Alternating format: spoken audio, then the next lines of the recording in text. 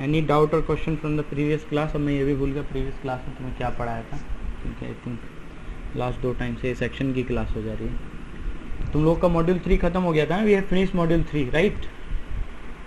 Fermi level finish हो गया था शायद, आई थिंक, है ना?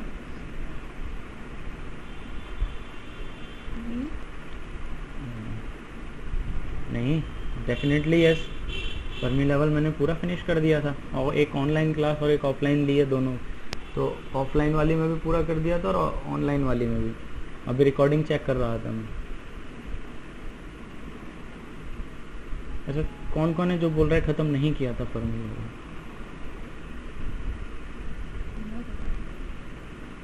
इशिका ख़त्म नहीं हुआ था फर्मी लेवल? सर हो गया था ना फर्मी लेवल ख़त्म? हाँ, वही मैं कह रहा हूँ। तो मॉड्यूल 4 में 4 एक्सपेरिमेंट है, मैं पहले बोल चुका हूँ। और उसमें से मैंने नोट्स तो चारों के अपलोड किए हैं, but one of the experiment is capacitance measurement, so उसको मत पढ़ना, थोड़ा बड़ा है वो, जब तक हम लैब में डिस्कस नहीं करते तुम लोगों को समझ नहीं आता। तो बाकी 3 experiment, hall effect, hot point probe और 4 प्रोब, ये 3 एक्सपेरिमेंट है मॉड्यूल 4 में।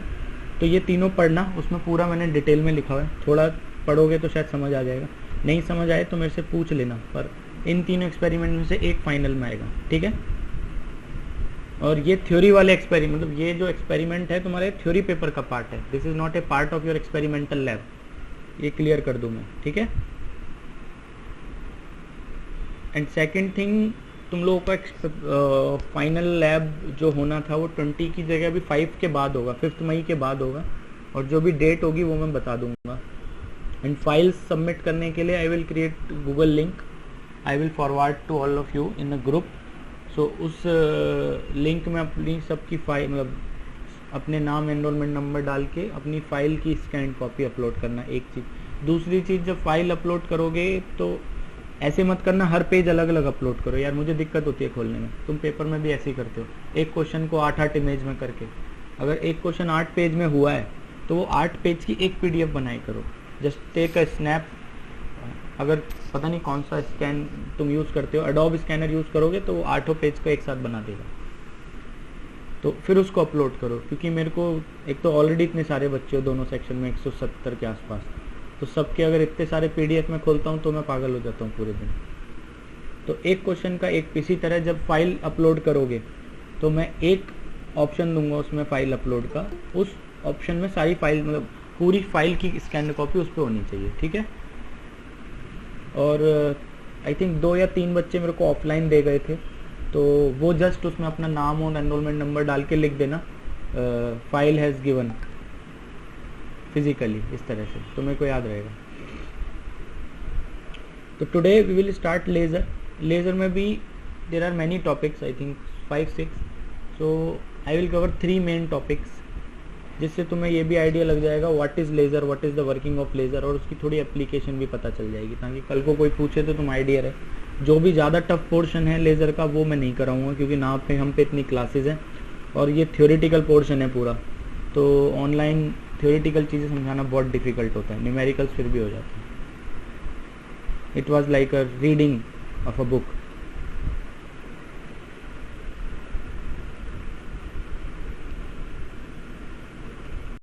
सो PPT विजिबल है, नोट्स विजिबल है सबको?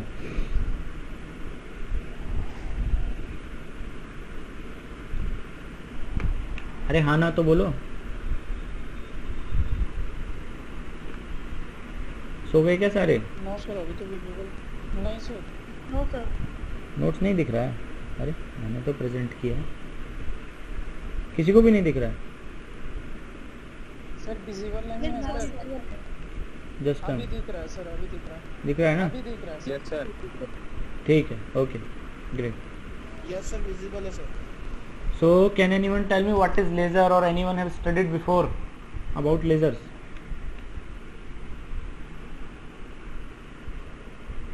किसी ने कभी भूले, किसी ने कभी पढ़ा हो, गलती से कभी सुन लिया हो लेज़र क्या होता है, किसी को बात करते हुए ऐसी गलती से कान में चला गया?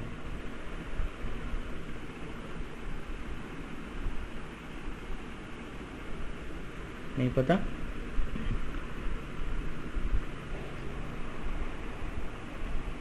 लेजर लाइट नहीं यूज करी किसी ने बचपन में?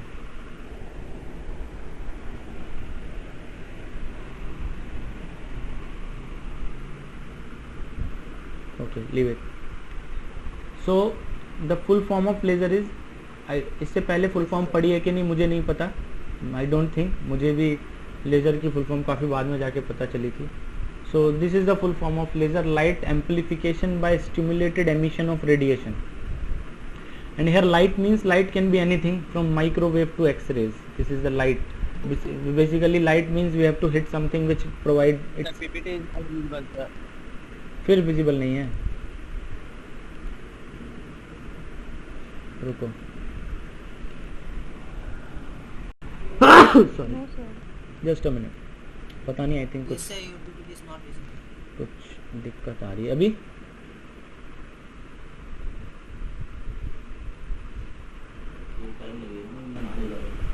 Now it's visible. 12:15 के आसपास हो जाएगी क्लास. तू नहाने जा रहा है ना? केट लगा. अभी विजिबल है कि नहीं है? No, sir, not visible. अरे क्या हो रहा है यार ये?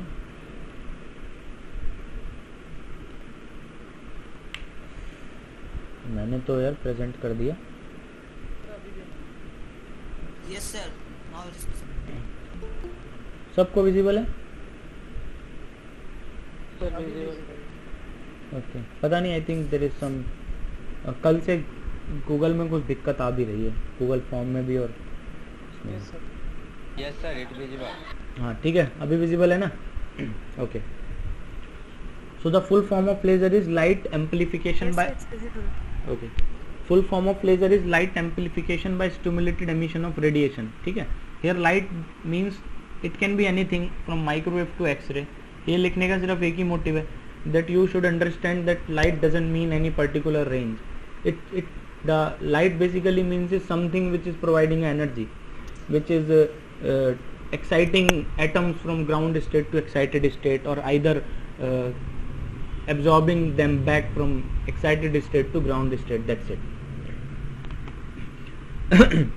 There are three essential elements for laser. That is, first is a laser medium. The medium should be a collection of atoms, molecule, or anything like that. Second is a pumping process. Pumping process means you are putting energy into the laser medium, and it is pumping the atoms or molecule from the lower to upper state or upper to lower state. ये नहीं होगा तो laser action नहीं होगा. Third and last is optical feedback. Optical feedback which provides some mechanism for light to interact with the laser medium, because we have a light, we has a medium. हम पे दोनों है, light भी है, medium में, दोनों का interaction कराना है. तो इंटरेक्शन कराने का जो मैकेनिज्म, मतलब how they will interact with each other, that will B provide by optical feedback. ठीक है, ये एक बिल्कुल बेसिक सा डायग्राम है, इसमें कुछ मतलब ज़्यादा समझाने की कोशिश नहीं करी गई है. ये लेजर कैविटी है. This is amplifying medium which will amplify the signal. यहाँ पे इनपुट होगा, यहाँ आउटपुट होगा. ठीक है. So first term in a laser is two level atom. फिर कोई ज्वाइन कर रहा है. So first is two level atom. पहले two level atom के बारे में डिस्कस करेंगे. Almost we will discuss everything: stimulated emission, absorption, radiation, transmission. Then we will see that why laser cannot be made with a two level atom. Why we need to shift from 2 to 4 level for making a laser. ठीक है.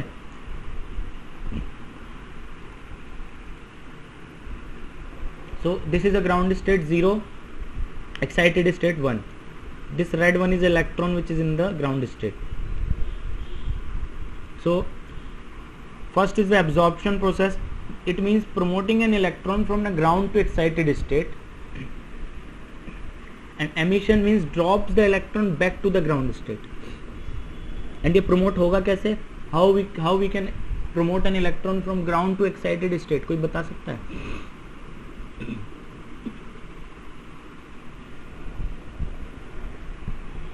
Sir, when we supply an extra energy, then the electron will absorb that energy.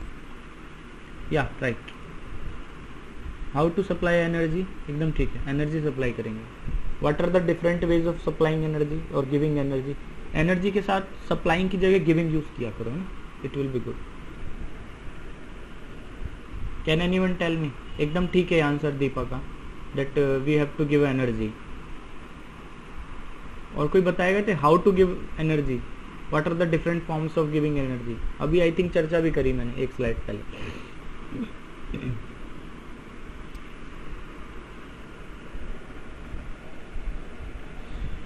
So providing electric potential. Providing a potential, it can B one of the वे, पर यहाँ पे potential provide करना हमारे लिए possible है नहीं, है ना? ठीक है, ये बहुत जगह this is a one of the way to provide energy. Any other method? तो लाइट के थ्रू Thermal excitation. हाँ, थर्मल एक्स, बिल्कुल सही, थर्मल एक्साइटेशन लाइट के थ्रू, बिल्कुल सही। वही अभी मैंने डिस्कस किया था, light will hit and they will take energy from light, light से एब्जॉर्ब करेंगे, ठीक है ना? Next is spontaneous emission. It is the decay of an excited state to the ground state, मतलब एक्साइटेड स्टेट से ground state पे atom आएगा and the photon will emit with the corresponding emission of photon, ठीक है ना? And when it will come from excited to ground state, तो देखो excited state की एनर्जी ज़्यादा होती है, ग्राउंड स्टेट की एनर्जी कम होती है। तो अगर हम कंजर्वेशन ऑफ एनर्जी लगाएंगे तो excited state energy minus ground state energy is equal to photon energy. It must be equal, नहीं, क्योंकि energy conservation is applicable everywhere, तो जो फोटोन निकलेगा that must be equal to the difference in the energy of excited state and ground state.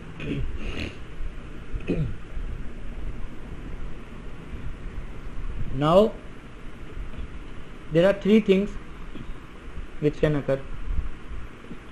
One is absorption. Absorption means molecule promotes, we are promoting a molecule to higher energy state, ठीक है, and decrease the number of photons. Second is spontaneous emission. Spontaneous emission means drop from high energy state to lower energy state. In this process there is an increase in the number of photons.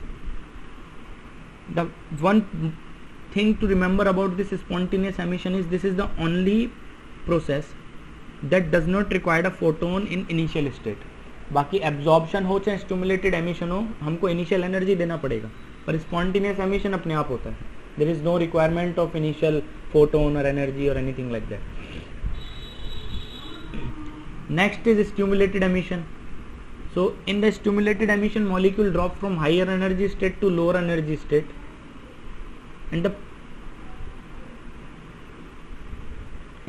this process will be started by a photon. देखो लिखा भी है, the presence of one photon stimulated the emission of second one.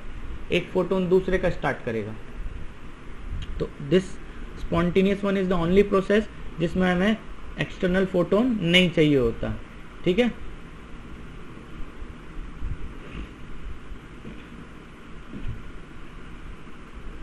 Now relaxation of two level atom. अब ये relaxation क्या होता है? देखो एक्साइटेड स्टेट तो गई energetic state, ground state is relaxation state. अगर ग्राउंड स्टेट में कोई है तो इट्स अ रिलैक्स्ड स्टेट। अब इसको तुम अपनी एनर्जी स्टेट से भी कंपेयर कर सकते हो। जब तक तुम लोग कॉलेज में थे तब तक एनर्जी थी तुम लोगों के अंदर, एकदम एनर्जेटिक एक्साइटेड स्टेट। घर जाके यू ऑल आर रिलैक्स्ड, बिल्कुल रिलैक्स हो चुके हो, रिलैक्सेशन मोड में आ चुके हो। सबको पता है एग्जाम ऑनलाइन होंगे, पढ़ाई करने की कुछ खास ज़रूरत नहीं है, एवरीवन इज रिलैक्सिंग। तो इसी तरह एटम का होता है, if it's in the excited state it is energetic, and if it's in the ground state it's a relaxation state. So अगर उसे रिलैक्स करना है तो ग्राउंड स्टेट पे आना ही पड़ेगा। अगर तुम लोग पूरी तरह रिलैक्स करना चाहते हो तो तुम्हें घर पे होना जरूरी है, और कहीं रह के तुम उतना माइंड फ्री से रिलैक्स नहीं कर पाओगे, ठीक है। Most relaxing state is home. इसी तरह एटम के लिए most relaxing state is its ground state. So दो तरीके से it can be possible.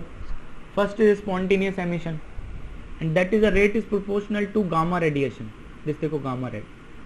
Second is any variety of non radioactive pathways, किसी भी नॉन रेडियो एक्टिव तरीके के थ्रू ऐसा हो सकता है, और इसका जो रेट होगा वो gamma times of N R हमने इसको लिखा है। देखो तुम इन नोटेशंस की जगह कुछ और भी यूज कर सकते हो, feel free, you can use gamma 1 and gamma 2 अगर पेपर में भूल जाओ, but don't forget to write that gamma 1 is due to spontaneous emission gamma 2 is due to non radioactive pathways. मैंने यूज किया just to show that these are exactly same. So just remember everything, all of these processes are single atom process, each atom is independent of all the other atoms. Again you can compare it with to yourself. अगर कोई बच्चा घर जाके relax behave नहीं, मतलब relax feel नहीं करता है, he is energetic, he want to do work, he want to study, he want to do many works at home, तो उसकी ये सारी जो एक्टिविटी है, it does not depend on any other student which who he or she at her home.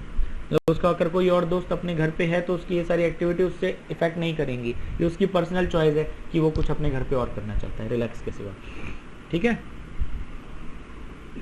इसी तरह atom के case में भी यही होता है, they are independent of each other.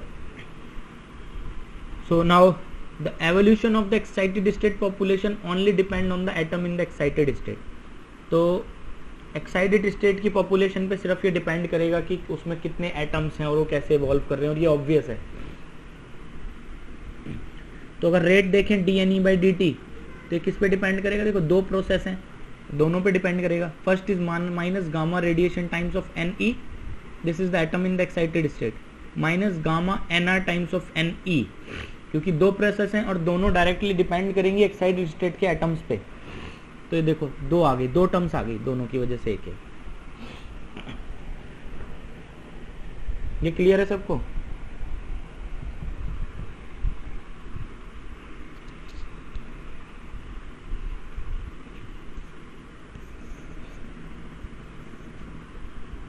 Is this clear to all?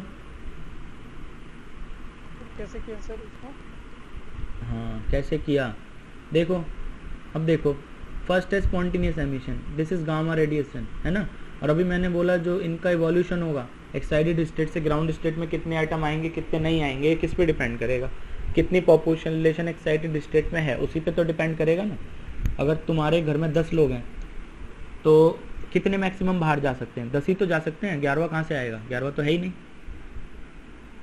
है कि नहीं?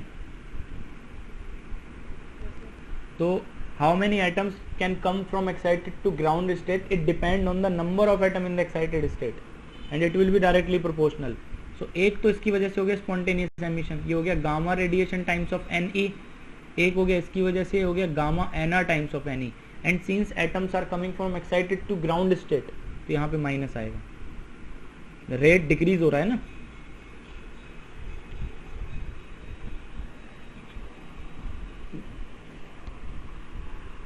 क्लियर है?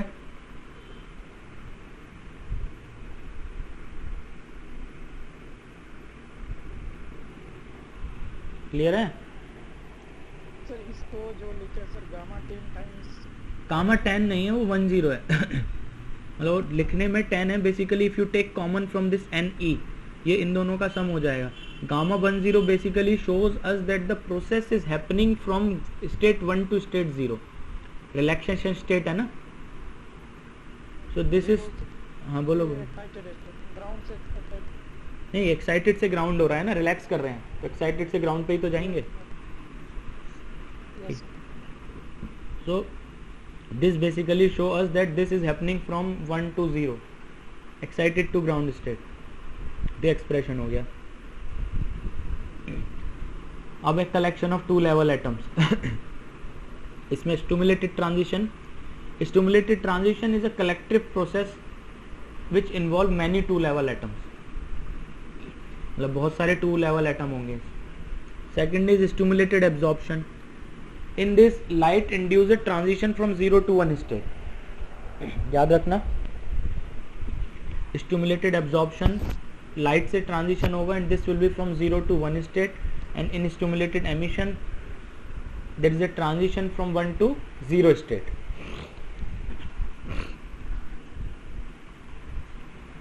And one thing to remember for in this emission process is the photon which is emitted will be identical to the photon which caused the emission. जैसे कि मैंने 2 slide पहले भी बताया था, only spontaneous emission is the process which don't require energy or which don't require initial photon. So stimulated emission हो या stimulated absorption हो, हमको initially photon तो देना ही पड़ेगा, है ना।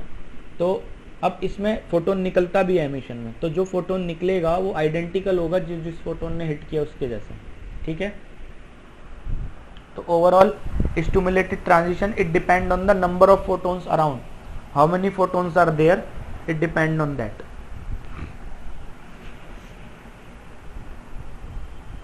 ये और ये वाली स्लाइड तुम्हें पढ़ने की जरूरत नहीं है, मैंने पहले डाल दी थी, बट इसका कोई यूज है नहीं। अब आ जाते हैं Einstein A and B coefficients पे। Let us consider a radiation field and that is in the equilibrium with a two level system. We have one radiation field and we have a collection of two level atoms, both are in the thermal equilibrium with each other. ये point set हो गया। Next is, अब इसमें हम देखेंगे what are the different process can happen. So first is the emission. There are two kind of emission which is possible in this, one is stimulated emission, second is spontaneous emission.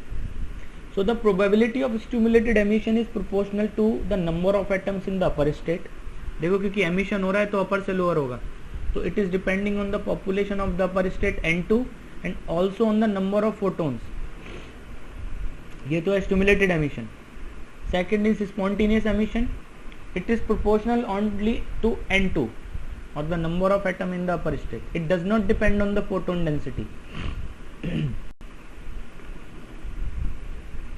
तो जो total rate हो गया W221, ये एक तो हो गया stimulated वाला तो N2 और नंबर ऑफ फोटोन दोनों पे डिपेंड करता है। तो देखो ये सेकंड वाली टर्म स्टिमुलेटेड है, ये number of photons U of V और N2 दोनों पे डिपेंड करती है और B इज अ कांस्टेंट। और सेकंड है spontaneous, it is depending only on N2। तो देखो ये हो गया A टाइम्स ऑफ N2। तो यहाँ पे दो टर्म आ गई, one is stimulated emission and second is spontaneous emission, ठीक है।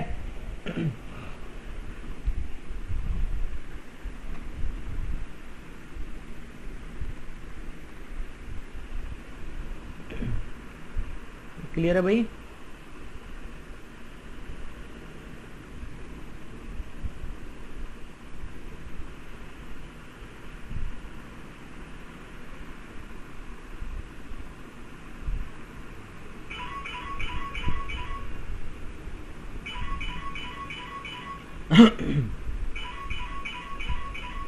क्लियर है सबको कि नहीं? हाँ ना, कुछ तो बोलो। ये दो टर्म क्यों आई है, कैसे, क्या समझ आया है कि नहीं आया? हाँ सर, क्लियर है। हाँ, okay. So next is absorption case. So absorption means lower to upper. So in absorption also there are two possible cases. One is stimulated absorption, second is spontaneous absorption. There is nothing like spontaneous absorption. Absorption cannot be spontaneous because absorption कभी बिना energy के हो नहीं सकता, ठीक है। और अगर बिना एनर्जी के नहीं हो सकता तो spontaneous हो नहीं सकता, तो एक टर्म कैंसिल हो गई। तो there is only one term that is stimulated absorption and it is proportional to the number of atom in the lower state N1. क्योंकि ये लोअर स्टेट से होगा तो लोअर स्टेट के एटम पे डिपेंड करेगा and it also depend on the number of photons, कितने photon hit करके, कितने फोटोन की एनर्जी एब्जॉर्ब करके वो हो रहा है, इस पे भी डिपेंड करेगा। So 1 to 2 this will be times of UV times of N1। Clear है? Now we have two rates, one is 2 to 1, one is 1 to 2। So in thermal equilibrium this upward and downward transition rate must be balanced. So W12 is equal to W21। तो इन दोनों को equal रखो और मुझे N2 और N1 का ratio बताओ क्या आएगा, देखते हैं कौन बताता है। Just equate these two and tell me the ratio of N2 and N1 which you are getting.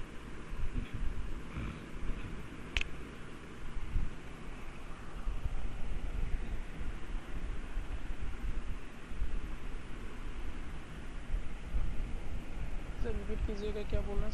Equate these two expression W21 and W12 and tell me the ratio of N2 and N1. N2 by N1 क्या आएगा या N1 by N2 क्या आएगा, ये बताओ मुझे। 1 minute का 10 से 20 सेकंड का आंसर होना चाहिए इसमें।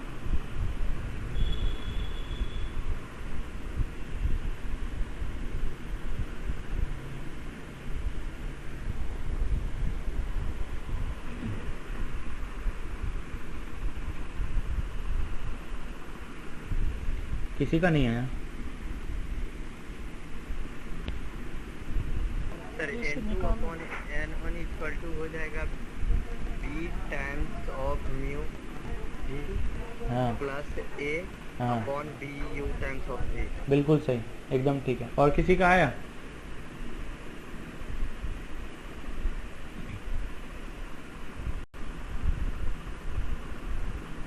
और किसी का भी नहीं आया?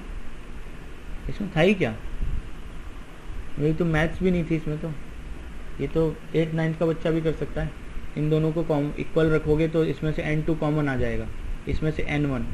बस n2 को एक साइड ले जाओ, दूसरे expression cross multiplication, that's it, you will get this expression. n1 by n2 is equal to a plus b times of uv divided by b times of uv। नहीं आया तो फिर से ट्राई करना, बट इसमें ऐसा कुछ है नहीं तो इसमें मैं क्या ही बताऊँ। Now according to Boltzmann law, this n1 by n2 ratio must be equal to e times of e2 minus e1 by kt। ठीक है। Now this e2 minus e1 must be equal to h times of nu, so this will be e times of h nu by kt। Now again what you have to do is just put this n1 by n2 equal to this and let me know the value of u of u which you will get। मैंने जो expression लिखा है uv का, ये आ रहा है कि नहीं आ रहा है, चेक करके बताओ, या कुछ और आ रहा है।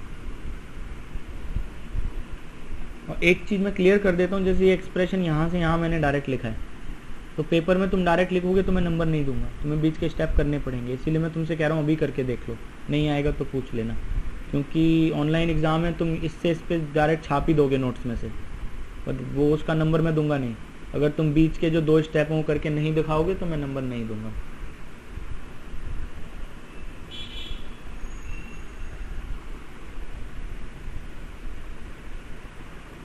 So just put this n1 by n2 in place of this and calc। Sir आ रहे यही आ रहा है? किसका आया? आमिर का? थे। Yes, sir। और बाकी कोई?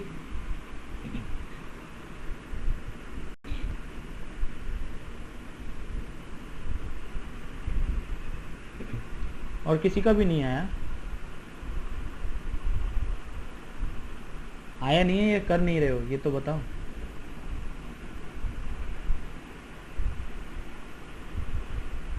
इसी का Yes, सर आ जा रहा है। आ रहा है? चलो 2 बच्चों का है। इसी का तुम्हारा नहीं आया?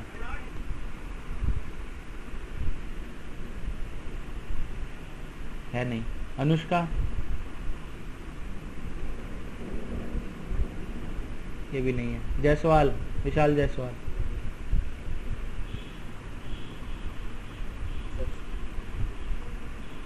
मिस्टर नायाब अंसारी?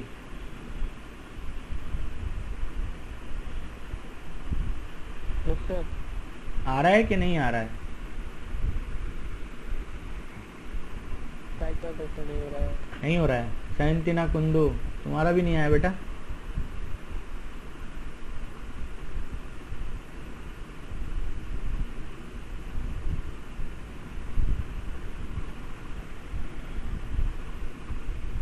खतरनाक सोते हो यार तुम लोग, क्लास ज्वाइन करके इतना मस्त नींद कैसे सो जाते हो?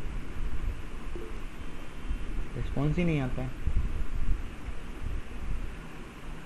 नहीं आया तो ट्राई करना होमवर्क में, नहीं आता है तो बताना, बट करके देखना पड़ेगा तुम लोगों को। Just put this in place of this and then do the cross multiplication, और यू वी को एक साइड लेके जाना, जैसे 9th-10th में मैथ्स में करते थे ना, एक्स वाई की इक्वेशन सॉल्व करते time, put X on one side, V Y on other side, फिर डिवाइड कर दे। यूवी को बाहर निकालना है सर। हाँ वही मैं बता रहा हूँ। Multiply करके हो जाएगा। तो करके देखना जिसका, क्योंकि 2-3 बच्चों का हो गया, इट मीन्स इसमें कुछ है नहीं ऐसा। Now this expression, this a by b must be according to Rayleigh-Jeans criteria, this must be follow this, a by b must be equal to 8 pi h nu cube by c cube, and this a is equal to gamma times of radiation which we discussed in the initial. So if we put gamma rad in this expression, we can obtain the b. B is gamma radiation c cube by 8 pi h nu cube. So we obtain the a and b coefficient, Einstein a and b coefficients from the laser action. Now next is transition rates एक एक करके निकालते हैं। देखो first we will discuss about W21। देखो W21 ये था AN2 plus B UV times of N2, AN2 plus B UV times of N2. We can take common A of N2 common from these two. So with this we will get 1 plus B by A times of U of B. In place of U of B we can put the expression which we derived, this. जब put करेंगे तो this A और A by B, B by A से cut जाएगा and we will obtain this. W2 of 1 is equal to A times of N2 bracket 1 plus 1 divided by E power h nu by kt minus 1. So this 1 plus this A and N2 is constants. Basically this means is W21 is proportional to 1 plus number of photons. ठीक है? And same process we can do for W122. अब उसमें 1 plus नहीं होगा, देखो क्योंकि W21 में 2 term थी तो 1 प्लस हो गया, इसमें तो है ही नहीं, इसमें एक ही टर्म होगी. So this will be A times of N1 1 by e raised to power h nu by kt minus 1. These are transition rate from 2 to 1 and 1 to 2. Now we will see the rate equation analysis. So in total there are 3 processes. One is spontaneous emission, which is proportional to the initial state of the population. Then there is stimulated transition. Stimulated में दोनों होंगे, lower से above और above से low, and both are proportional to the initial state population and photon density. So अगर हम dNE by dt लिखते हैं, means the rate of change of excited state atoms, तो इसमें 3 टर्म्स आएंगी, एक ब्लू वाले की वजह से और 2 रेड वाले की वजह से. देखो कलर में मैंने अलग अलग किया क्योंकि ब्लू में एक ही है, तो ब्लू वाला हो जाएगा minus gamma Eg times of N E because it is only excited to ground state. अब इसमें तो दोनों है, एक्साइटेड टू ग्राउंड और ग्राउंड टू एक्साइटेड, तो there are 2 terms. One is minus K N P N E and other is plus K N P N G. जो नीचे से ऊपर वाला होगा उसमें जो इनिशियल एटम्स होंगे ग्राउंड स्टेट के होंगे, और since it's going from ground to excited state that will B plus. So 3 terms हो गई, 1 इज स्पॉन्टेनियस, 2 इज स्टिमुलेटेड.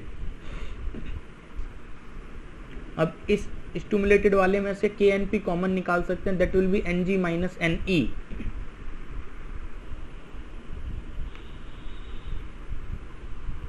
अब देखो 3 टर्म हो गई, ये तो हो गई, ये तो हो गए emitted photons. It can go in any direction, all directions, इनके कोई रोक टोक नहीं है. And this emitted photons, this can go only in one direction, only direction of the incident light. So number of photons इसकी वजह से very करेंगे, इस सेकंड टर्म की वजह से, क्योंकि ये NP है यहाँ पे. So अगर rate of number of photons लिखेंगे तो that will be dNP by dt, and this will be proportional to exactly this term, this minus k NP bracket Ng minus Ne. And basically this means is minus k NP dot delta n, इसको delta n कह दिया.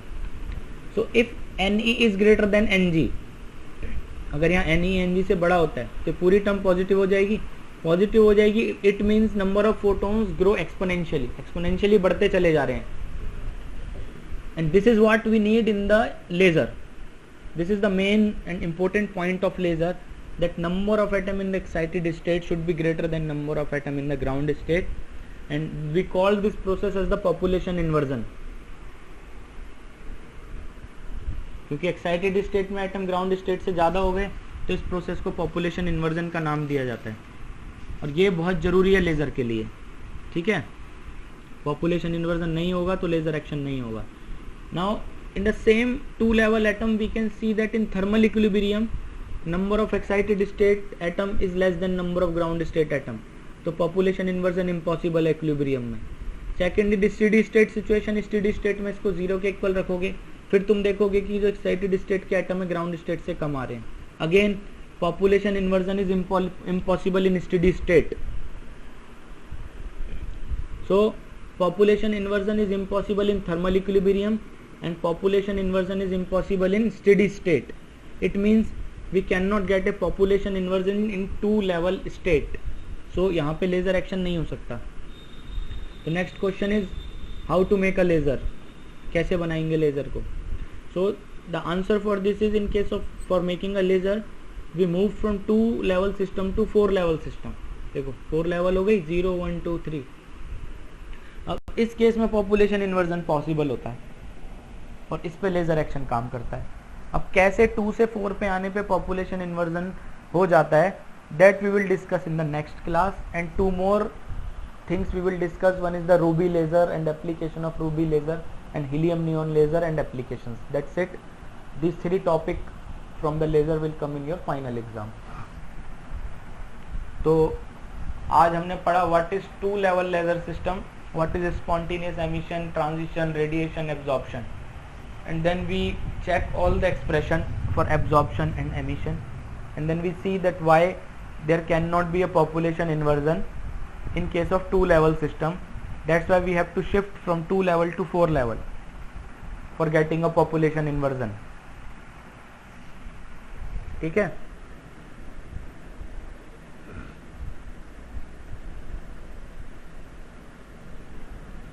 तो किसी को कुछ पूछना है? मेरी तरफ से आज का हो गया है. सर यहाँ पे केएनपी क्या बोल रहे थे? एक सेकंड.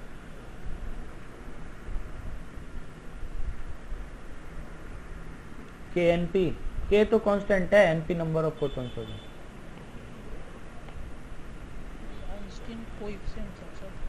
आइंस्टीन कोएफिशिएंट तो ए एंड बी थे, but K is equal to H nu times of B. ये कोएफिशिएंट तो ये थे ए और बी. ठीक है ना.